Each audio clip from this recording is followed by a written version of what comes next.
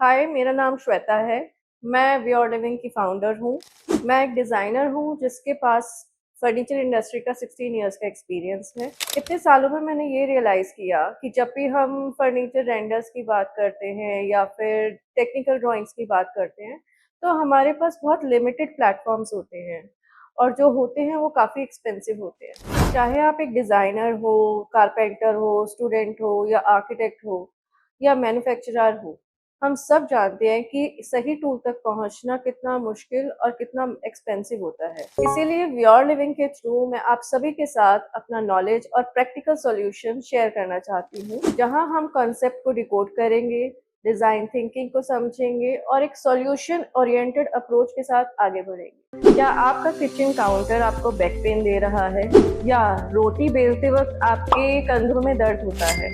नमस्ते दोस्तों, मैं हूं श्वेता शर्मा और आज हम डिकोड करेंगे एल्बो साइंस, जो आपके किचन काउंटर को कंफर्टेबल बनाता है, जहां हम डायमेंशन का डीएनए डिकोड करेंगे। क्योंकि वी आर लिविंग में हमारा मानना है कि यहाँ पे डिजाइन में अंदाजा नहीं, एक्यूरेसी चलती है। दोस्तों, हम सब 36 इंचेस का काउंटर बना तो देते हैं, पर क्या कभी किसी ने सोचा है कि 36 इंचेस भी क्यों? क्या ये हाइट हर किसी के लिए सही है? आज मैं आपको इसके पीछे का ह्यूमन बॉडी साइंस बताऊंगी। क्या ये हाइट हर किसी के लिए सही है? तो पेन और पेपर रेडी रखते हैं और आज हम डिकोड करते हैं एल्बो साइंस। ज्यादातर लोग बोलते हैं कि 36 इंचेस स्टैंडर्ड है तो हम इसी को ही फॉलो कर लेते हैं, बट वी आर लिविंग में हमारा मानना है कि 36 इंचेस स्टैंडर्ड तो है, बट हम इसे आंख बंद करके फॉलो नहीं करते हैं, हम इसे वैलिडेट भी करते हैं। सोचिए, अगर आपका क्लाइंट 5 फीट का है या कोई 6 फीट का है, अगर आपका क्लाइंट कल को आके आपसे पूछे कि क्या हम किचन काउंटर की हाइट थोड़ी कम कर सकते हैं, क्या आपके पास कोई साइंटिफिक रीजन होगा उनको बताने का कि हम कर सकते हैं या नहीं कर सकते हैं? आज की वीडियो आप देखेंगे तो उनको एक साइंटिफिक आंसर दे पाएंगे, उनको एक लॉजिक एक्सप्लेन कर पाएंगे कि हम इस काउंटर की हाइट कम कर सकते हैं या नहीं कर सकते। किचन काउंटर का सबसे बड़ा फैक्टर है ह्यूमन एर्गोनॉमिक्स। आपका किचन काउंटर हमेशा आपके स्टैंडिंग एल्बो हाइट से 2 से 4 इंच नीचे होना चाहिए।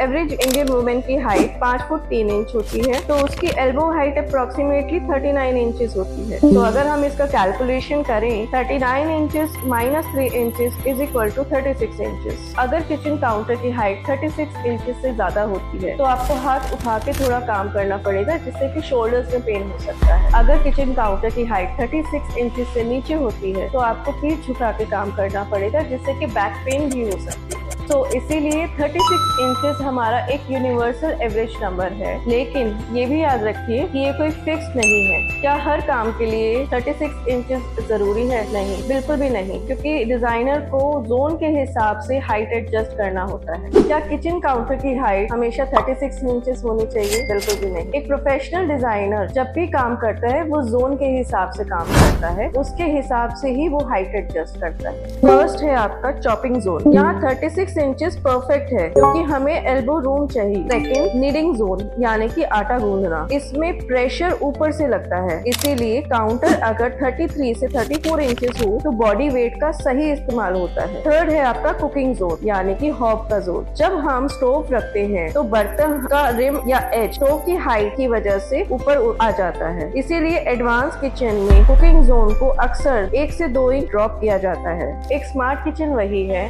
जो यूजर की हाइट के हिसाब से और उसकी किचन हैबिट के हिसाब से कस्टमाइज होता है। अब आते हैं हम टेक्निकल साइड। जब भी हम प्रोडक्शन ड्राइंग बनाए या शॉप ड्राइंग बनाए तो हमें ये 3 बातें जरूर याद रखनी चाहिए। First, FFL, finished floor level. हमेशा हाइट फ्लोर टाइल लगाने के बाद से ही मेजर करनी चाहिए। अगर फ्लोरिंग पेंडिंग है तो 15 से 20 mm का मार्जिन पहले से काउंट करें। Second, the breakup. 36 इंचेस बताना कैसे है? प्लेंथ लेवल या लेग 150 mm क्लीनलीनेस के लिए जरूरी है। सेकेंड, कैबिनेट बॉडी, उसकी हाइट हमेशा 720 mm होती है। Third, counter top stone 40 mm to 45 mm। Total आपका हुआ 915 mm, यानी कि 36 इंचेस। टॉलरेंस हमेशा साइड पर 5 mm का मार्जिन लेकर चले, क्योंकि फ्लोर्स कभी कभी लेवल में नहीं होते। साइड पे काम करते वक्त मेरी हमेशा ये 3 बातें याद रखना। First, interview the client. पूछिए कि किचन सबसे ज्यादा कौन यूज करेगा, उनकी हाइट के मुताबिक काउंटर एडजस्ट एडजस्ट करना। Second, mockup. अगर क्लाइंट कंफ्यूज है तो साइड पे बॉक्सेस की मदद से अलग अलग हाइट बना के उन्हें खड़ा करके दिखाइए कि फिजिकल फील से बेटर कोई एक्सप्लेनेशन नहीं है। Third, professional note. अपनी ड्राइंग में हमेशा मेंशन करें height as per ergonomic standard for users. ये आपकी क्रेडिबिलिटी बढ़ाता है। तो दोस्तों, आज का डायमेंशन डिकोड हो चुका है। अब आप याद रखिए कि 36 इंचेस एक रैंडम नंबर नहीं, ये एक पूरा का पूरा साइंस है।